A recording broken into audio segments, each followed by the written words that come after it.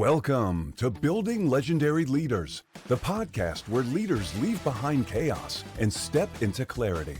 This is where real stories come alive with the struggles, breakthroughs, and lessons that shape the most effective executives today.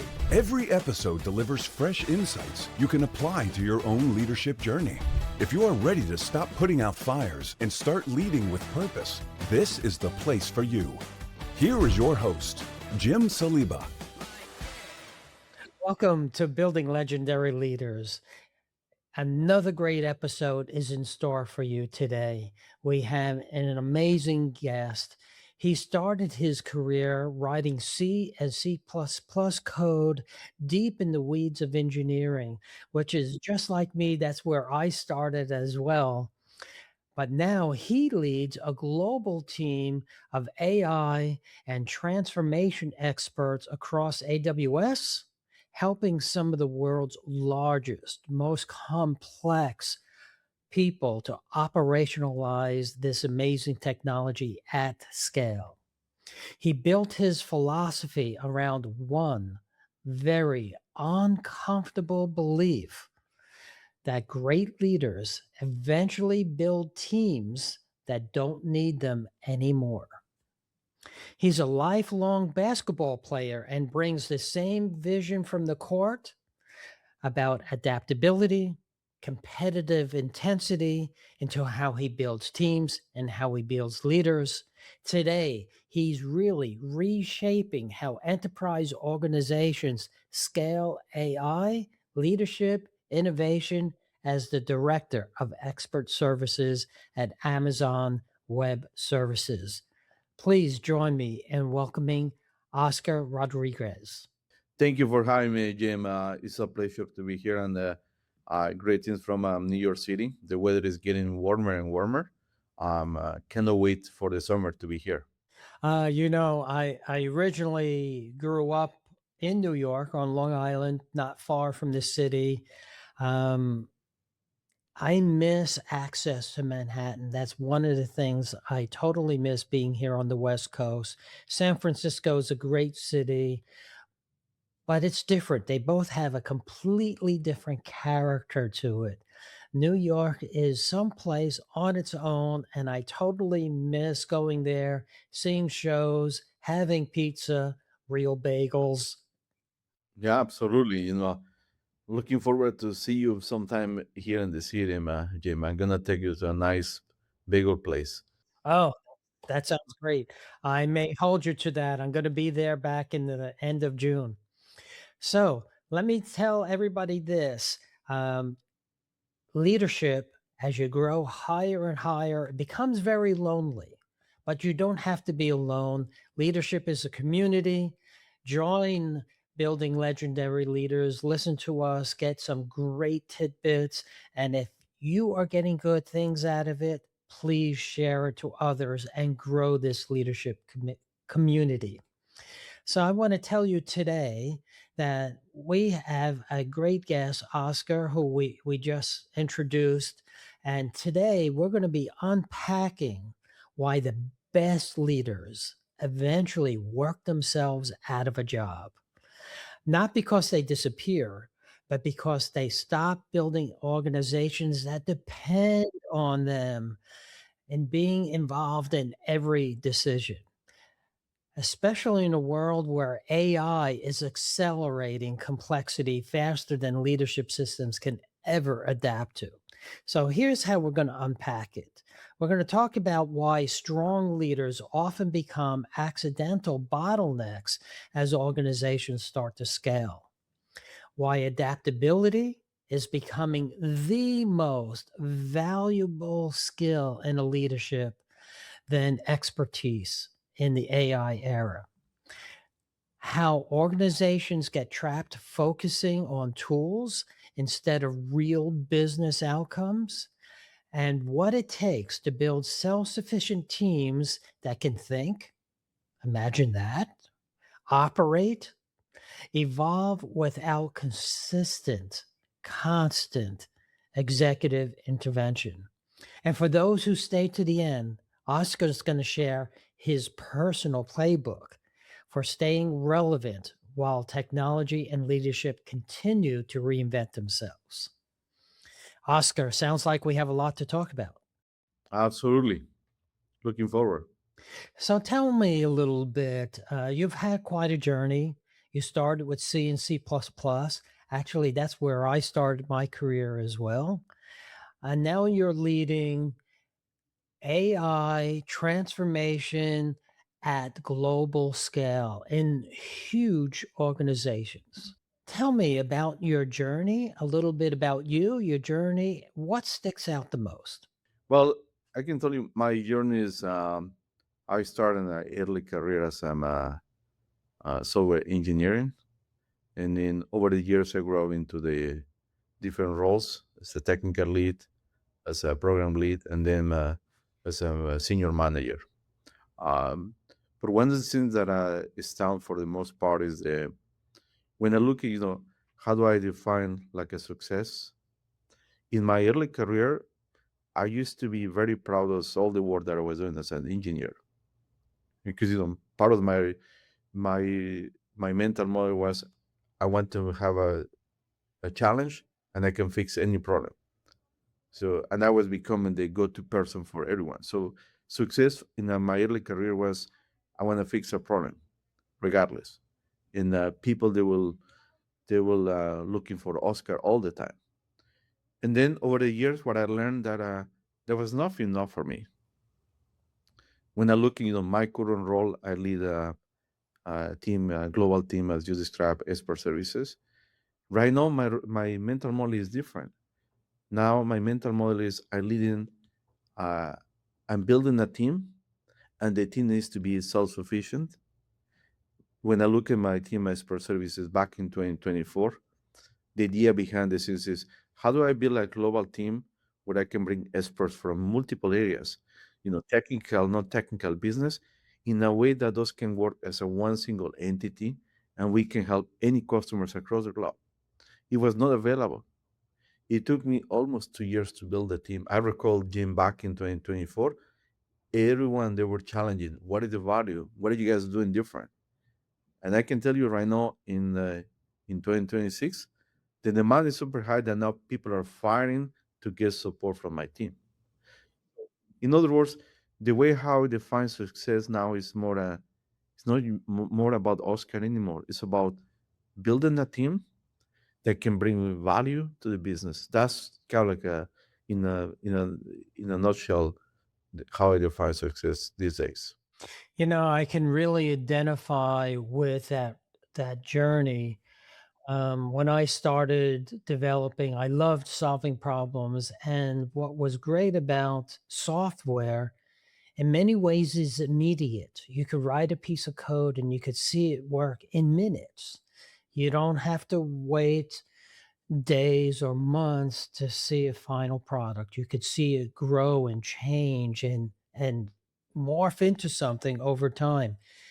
But as problems got bigger and more complex, and you need more teams to be involved, and you needed all these pieces to work together, you're right. It becomes less about me and more about how do we make this whole thing come together and happen. And as humans, we all have our own opinions, our own way of doing things, and that collaboration, we use that word often, but it is so hard to really get to happen. What's your secret?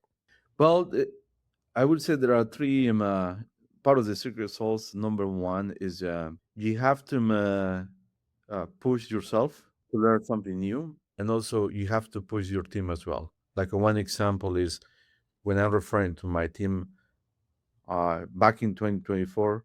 Again, this I'm talking about people there. They have been working in areas like a data for 25 years. 25 years. So you know this area really well. For those people, what I have been doing is now that you know you're a data expert, now I want you to become an AI expert. So it's moving from the comfort zone to the new zone that they haven't tried before. And that's not just for them, that's for myself. That's one part of the recipe.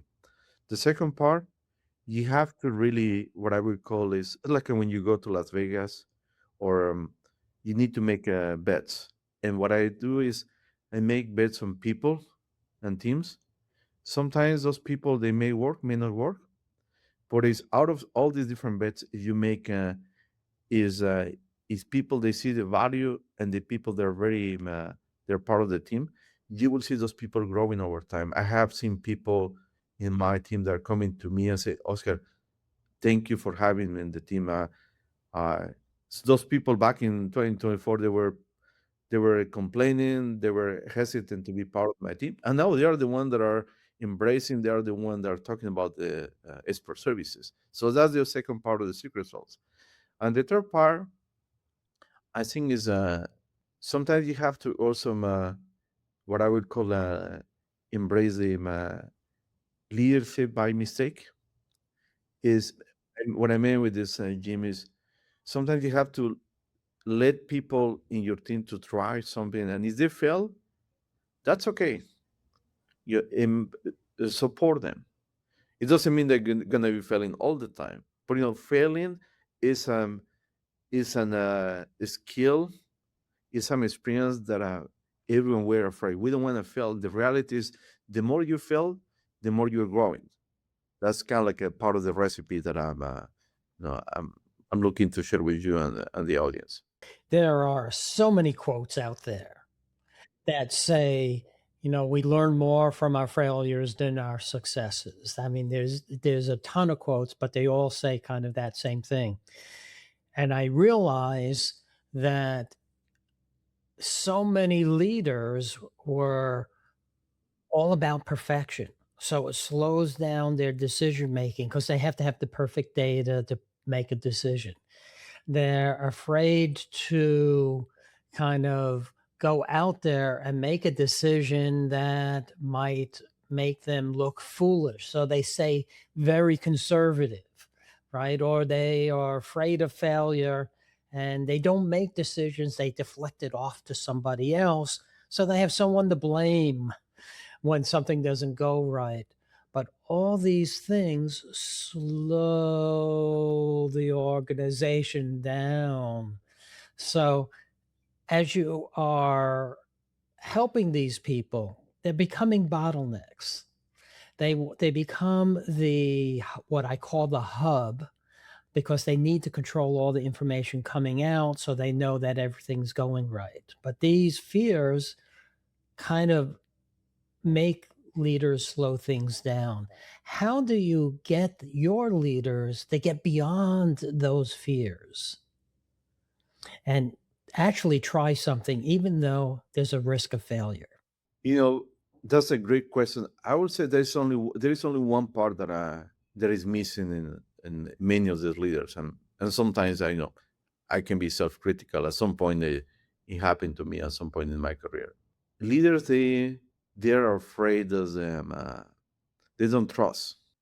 Trust is probably the most important part of anything you're doing, regardless of your role. For leaders, is if you don't trust someone, and it could be people that work for you, it could be your boss, it could be peers. Doesn't really matter. You always want to be there, right? That's really is a natural, it's part of the human, is one of the skills that we have as a humans, right?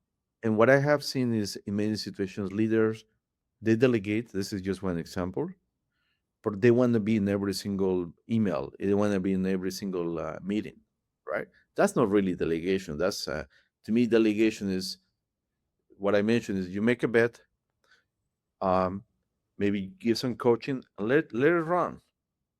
And if that person, he or she, they may fail, that's okay. They can come back to you, and you can give some coaching, right?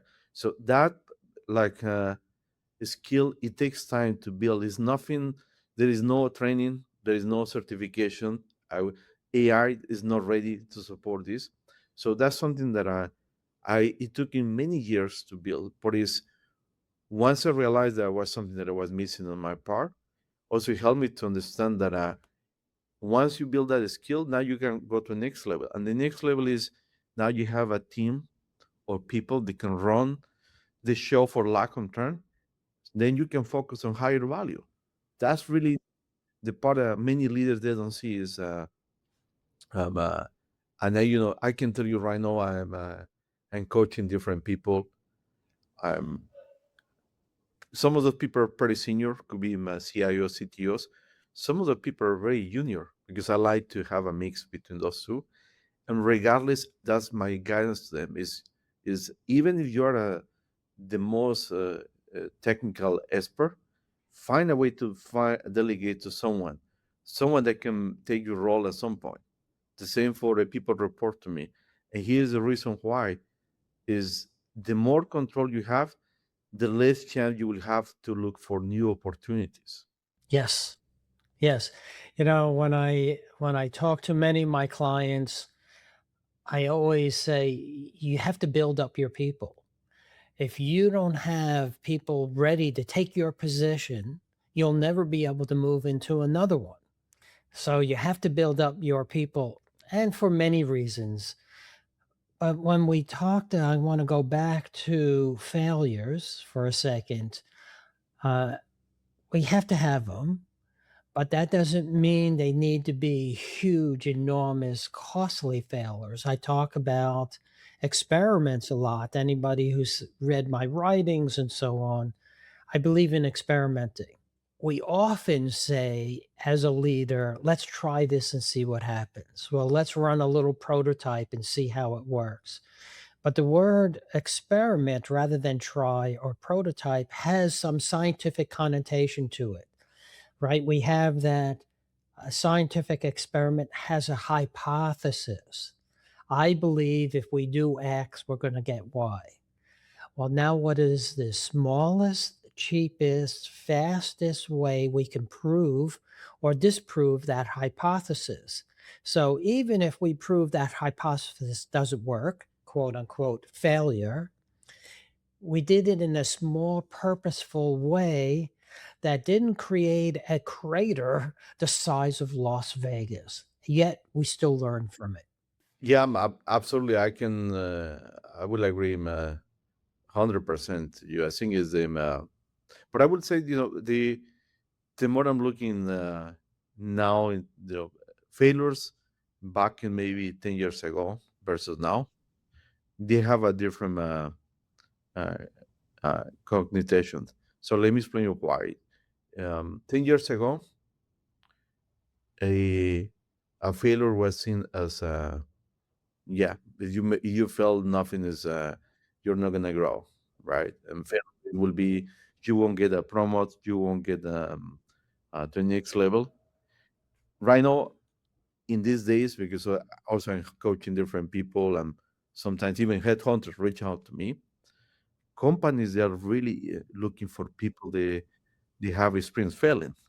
It sounds like a s- like a you were like, "Oh, really?" And the reality is, the reason why companies are looking for people that have experience failing because they want to also make experiments, right? They want to try something new, and if they bring someone that maybe they haven't failed enough, it's gonna be really hard for them to take on those experiments, right? That's again bottom line.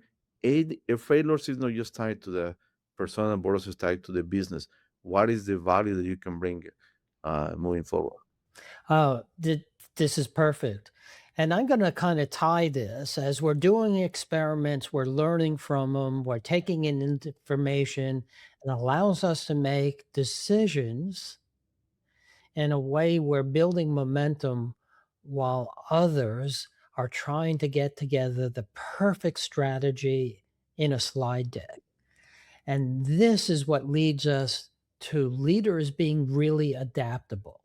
We said we were going to talk about how valuable being adaptable is in today's AI era. What do you think about that? Let me just share with you something that I'm doing right now, and then we come back to your question as far as what are the behaviors, what are the things that people should be learning moving forward, right? And again, this is also all of this connecting to what experiments. I think I like the framework that you're putting together, right? I'm probably going to be using this moving forward in my new page, right? Um, for something that I started probably 2 months ago, Something that I realize is that a lot of people, no matter what label you have, they have a lack of branding. In other words, people they don't know who you are. Right? Many people reach out to me, Oscar. I'm not getting a promo. Oscar, you know, can you help me to connect with your network because your network is growing? And the experiment that I did is, and I can send you this to you, Jim, and the audience is, I start with this experiment where I start introducing people through LinkedIn, right? And the introduction, let's say we have, I'm going to introduce Savannah, right? I'm Savannah is someone that I know, that I trust, it's part of my network. But it happened that Savannah has only 500 connections, and Oscar has, 20,000 connections. And Savannah is one of the most hardworking people, but no one knows her. So in that case, what I did is, and this again is a hypothetical name. Um, what I did is start, talking with Savannah. Savannah, tell me more about yourself. Give me your bio. What are the hobbies?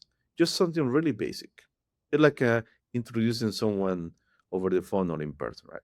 And what I did, I use AI to package all of this together to refine, and also to bring audio and video. And then I create a post in LinkedIn. And what I did as a routine every Friday, I'm going to introduce someone every Friday in the morning or every Friday in the afternoon. And the first part is people like, what's happening, right? Okay, that's um, or what I learned is many people start reaching out to me and say, hey, Oscar, can you help me? Can you introduce me to the network? And I can tell you, as of now, I have introduced more than 10 people, okay, across the board. But the people that I introduce is people that are part of my network, people that I trust. So that means that is once people that are getting into the network now, like one person reached out to me and said, Oscar, I'm getting more than 10 connections every week now because of you. I'm not second one, and this is another example. Uh, Someone from that I do not part of my network, and they ask me, can I use the framework that you have because I want to introduce the same in my company. I want to promote people internally. So and that's, to be honest, I didn't even, that was not my intention. My intention was just to do an experiment, right? So the reason, again, bringing back to your question, is what behaviors leaders they need to do. One is just try something new, and then something new that can help you to elevate your role, elevate your team, and the AI tools can help you to move faster. That's one of the areas that I highly recommend you. That is such an amazing, amazing thing. Quickly, while you were saying this, I said, gee, let me go check out Oscar's LinkedIn. And here you are. You have somebody, Marissa, that you're introducing, what she does, a fun fact. I think that's amazing. How fun is it to put that together for them? Yeah, and even if you look at the Marisa's, I like this. Look at there is a tag called People Spotlight. So if you click on that tag, it will show all the people that I have introduced so far. So it's people that are, I think most of the people are part of the Amazon Web Services because we have very strong people. For us, I introduced someone that used to be part of my network. You can look at Sandra Cano. Um, uh, and I can tell all the different people. There's people that now they are into the, how do we make this better? And at some point, maybe not now because we have other things that we need to talk to you and I. What I can tell you is everything that I'm describing right now, I'm taking to the next level. The next level, my goal is to build an application that can help to introduce anyone across the globe. And over time, this app that I'm building, this connection, think about, this is not about introducing people.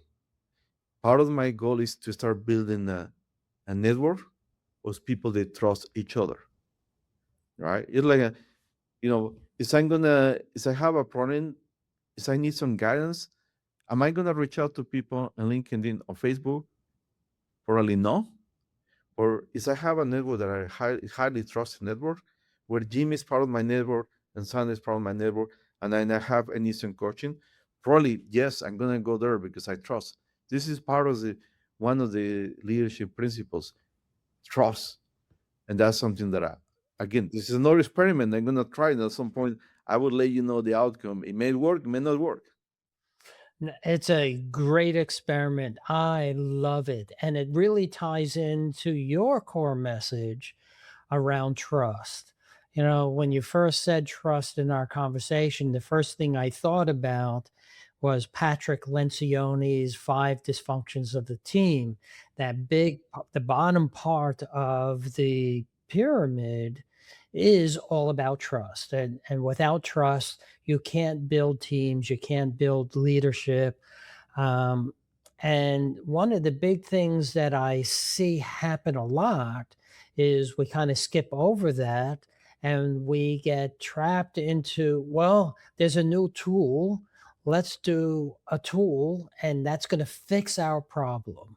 But it really doesn't. You talked about, or I talked about for our introduction, that teams get trapped on focusing on tools instead of business outcomes. Why is focusing on business outcomes much more important than the tools themselves? Paul is there are multiple reasons, but let me just summarize the why this. Again, this is again looking back in let's say 10 years ago. 10 years ago, companies they were hiring people across the globe. They were like you know hiring across different areas, not just tech industry, right? When I look at now, companies are down doing the opposite. They're reducing the number of people, and the reason why, because they want to focus more on the business value, on the business outcome, right? So things are getting tight. That's one of the reasons why business value is very important. The second part is technology has evolving and is moving super fast, especially AI. AI in my I've been working in this space for many years. Data science, AI, many emerging technologies for more than 25 years. But right now there are so many options. As I tell you, there are more than 3,000 AI tools right now available. Okay. So if there are 3,000 tools, as a company, they're looking for they're getting pressure from the market, they're getting competition, the board of directors, they're looking for results. So in that case, you as a business owner, you have to look at, what is the value is I'm bringing a tool or tools is I combine with people. I'm going to be looking more, how this is going to help me to reduce the cost, how this is going to help me to really drive more revenue, how this is going to help me to really maintain the customer that I have, how this is going to help me to really build new products. So that's the second reason the business models are evolving. And the third part why business value is more important is that companies across all the industries, they realize over the last 2 3 years 2 3 years they have to really modernize themselves. They have to remind. Right. So a company, I have customers that are they're in financial services. They have been working in that space for 40 years. And right now they're bringing new line of business on the games industry. Who was gonna thought that financial services now is bringing a line of business on the games industry, right? Or a company that is on the games industry and right now they're competing with a company that has 3 or 5 people. So all this is now the last reason is times are different. Yes, things are very different. The technology is coming in, and while you were talking, it reminded me of how leaders bring in new technology. They don't know how they're going to really use it, what it's really going to do for them, make them more money, save them money. They just bring the technology in because they don't want to be left behind. This happened in my career when agile software development was the big change. and we have to go agile. And I'll ask why, and they'll say, well, we have to because we don't want to be left behind. Everybody else is doing it. AI is kind of, in some respects, doing the same thing. Companies are bringing it in because they don't want to be left behind, but they're not putting in the pieces that understand what they're going to do with it. And this builds fear instead of what we want to talk about, self sufficient teams that can think, that can operate, that can evolve and do things without you intervening all the time. Absolutely, totally agree. Let me explain you another term that also is part of the something that I'm coaching to people, right? So probably you hear about the concept of technical debt. Technical debt is, one of the things that my team, also AWS, we excel as far as companies they build something 20 years ago. They may not be using. They want to reduce the technical debt. Right? It's the same, right? You may have a credit card, you have a money, someone needs to pay it, right? In the context of the leadership and the where we're the talking, John and Jim, is I have I have a new concept that we call the career debt. So career debt is there are things that are over time, like my persona as an example, I learned, and there are things that I think I have to take some time to really remove for myself because some those things are habits, those are things that I learned.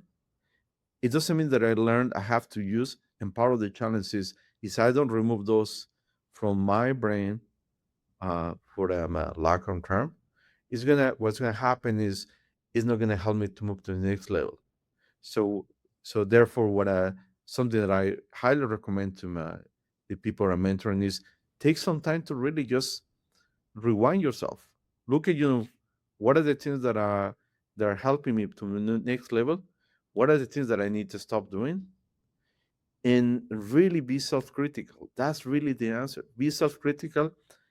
Once you go through an exercise, it's gonna be painful, but then you realize that there are things you would release from yourself, and then you are gonna be a better persona moving forward. I love that concept. I use the idea of technical debt in many different things for maintenance debt and physical fixing and stuff like that, but never for career debt. And you are so true. I always talked about it a little differently, that you are the CEO of your career. Nobody's going to direct your career. Your boss isn't, your manager isn't, your HR department isn't. You're the leader of your career.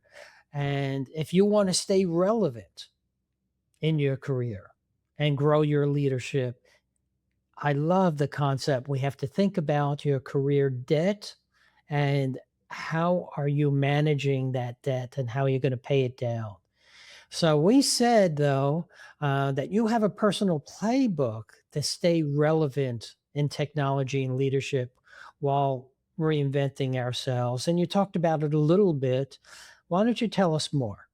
Well, the playbook is a playbook that I have been refining over the years, and again, this is part of the connected with the career depth. But the what I have, what I will call Oscar principles. The first principle that I have is I don't learn something new, I can become obsolete tomorrow. So that's very simple, and this is principle that I push to my team, everyone.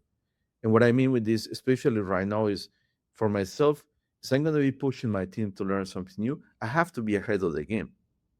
And the good news for me is I have an engineering background. It doesn't mean that I'm going to be doing all the work, but that means I have to really stay relevant. And how I can get it done by connecting with people, learning, being a conference, being a podcast, uh, things that will keep you motivated. That's the first part that is one of my principles. Keep learning what you have.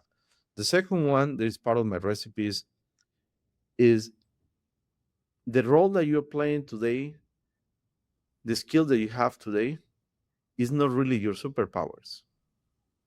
That's not really your superpowers. The main superpower that you have is your ability to connect with other people. If you want to get something done right now, I can just open an AI tool and I can ask you, hey, help me to write a new program, build a new application, and I will get it done in a few seconds or minutes. If I want to write an article, I can just write an article through an AI. So that's not really this, those skills are now becoming no longer your superpowers. The part that will come your superpowers is how do you connect with people and how do you build trust. And people, the way how you build trust, people they need to see the value, and the value could be is not just one way. Have to be bi-directional. That's the second part of the recipe. Again, connecting with people, building your network, super important. And the last part is my principle is that I need to be ready uh, for the unknown. I need to be ready that I mean someone is maybe gonna um, uh, is complain about me. I need to be ready that one of my customer maybe is not happy with the work that my team is now doing. I may need to be ready for something's gonna happen tomorrow. I may get sick. So it's so all those theses, and this is connecting to the experiments and failures. You have to really put your brain in a mode where you need to be ready for the good news. Obviously, keep positive, but also be ready for if something happen. How do you react? You have to make decisions super fast, and that's something that I have been, my, learning myself for over years.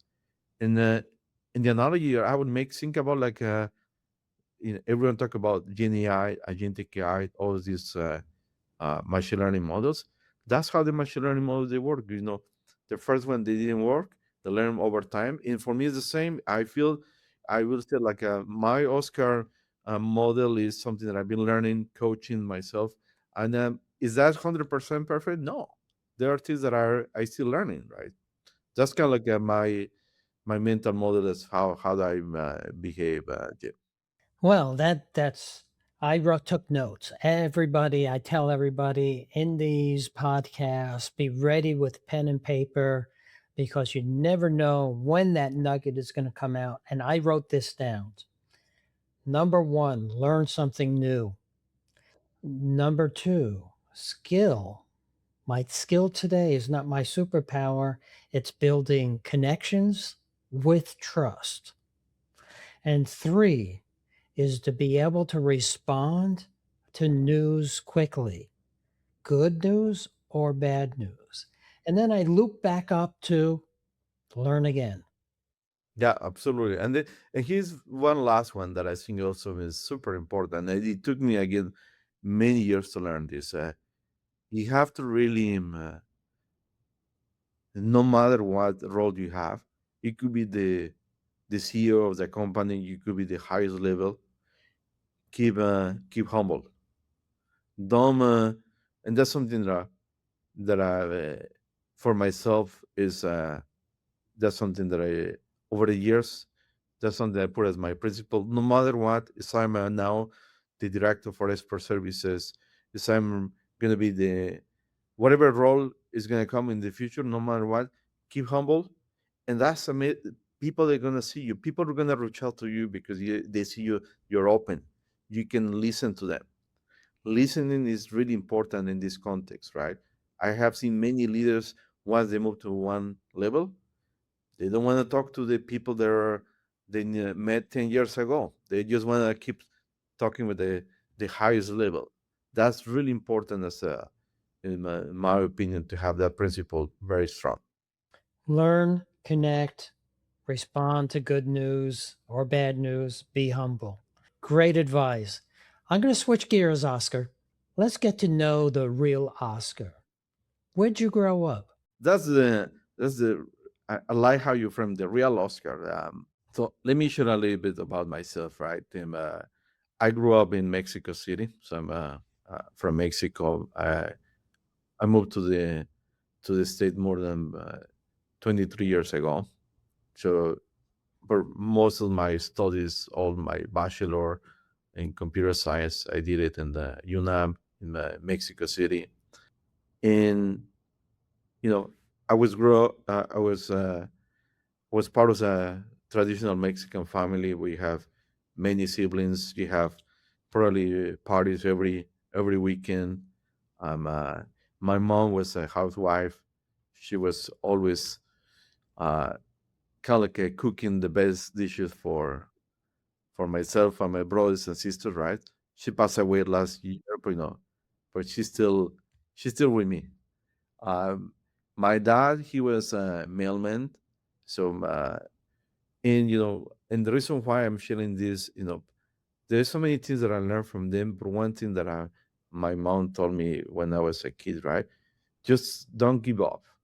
No matter what, just keep growing. My dad was the same because and when you're a kid, you have to just follow their advice, right? But anyway, um, also when I was a kid, and you mentioned this during the intro, right?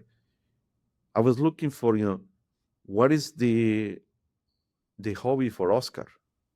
And what I found my hobby was the basketball. Every time when I was a kid, every time there was a failure, because when kids you fail as well, when I was in college, even as of today, every time that I feel that I have to really connect with myself, you know what I do? What I used to do is play basketball. I used to play basketball every single day. Obviously now, these days is I just play Saturdays over the weekend, right? But it's a routine that I built over the years, and it's not just for being. It's a sport that I like, but it helped me to connect to a real Oscar, right? Um, the second part I want to share is as you described also when you start the podcast. I'm an engineer. My career. I was a software engineer. I moved to data engineering. I moved to different places, and over at some point in my career, I was like, I have done all the engineering work. So what is next? And at that point, uh, someone told me, Oscar, you can continue to be the top engineer, or you can move as a leader, start as a manager, and then I start moving. I moved to be working pre-sales and sales, and then I start working managing teams. And the reason why I'm sharing this is that because what I learned over my career, in order for myself to really keep rewinding myself, I wanted to really know what is a pre-sales people is doing, what is a sales people is doing, what is a manager is doing, and that helped me really to get well-rounded and get to the place where I am at the moment. That's in a nutshell has been part of my career. That's so great. Um, it really aligns with what you're talking about, learning and connecting. So here's one thing for our listeners that are listening to this podcast. What is the one nugget you want them to walk away with if they forget everything else? The one thing you want them to take from this and try out on Monday morning. So here's one exercise that I will recommend for everyone, and if you do that exercise, reach out to me. um, uh, I'm happy to give you some guidance. I would love for you to write a press release about yourself. So let me explain you why is this. And a lot of people they say, "What are you talking about, Oscar?" So just to put some context, inside Amazon we have a mechanism called a PRFAQ, like a press release with FAQs, right? So press releases when you're launching a product, right? You have to write a press release, and this usually you write the press release uh, sometimes even if you don't have a product ready. It may say, what is when you look at a product, right? Like a product like Amazon.com, as an example, right? It's a product. And let's say hypothetical, we're gonna launch a new product, and the product would be ABC. So January 1st, 2027, we're launching a new product, and the product would have this is the new features. It's gonna be XYZ. So product has a value, product has a brand. So all the different features, the same, you can apply to a persona. Think about like, and I can share with you my PRFAQ. I wrote my PRFAQ. So what my ask to the audience is, think about yourself as a product. You put a value. You put superpowers. What are the questions that you have about that persona? And one example could be is, maybe I will take you as an example, Jim, right? So you have hypothetical. We have January 1st, 2028. Welcome, Jim Saliba is CEO for a large corporation, global, managing all the oil and gas industries across the globe. Welcome him. So here is a value, and describing exactly all the value that you bring in, the question they have. Is that exercise I have done with people that are mentoring. It has been super powerful, because that's, once you move from we talk about the value. Once you move from having just yourself and moving to a business value, that make a big difference. So that will be the exercise. I'm happy to, if anyone in the audience wants to reach out to me on this app, well, happy to help you with this exercise. Well, that's a perfect segue for me, Oscar.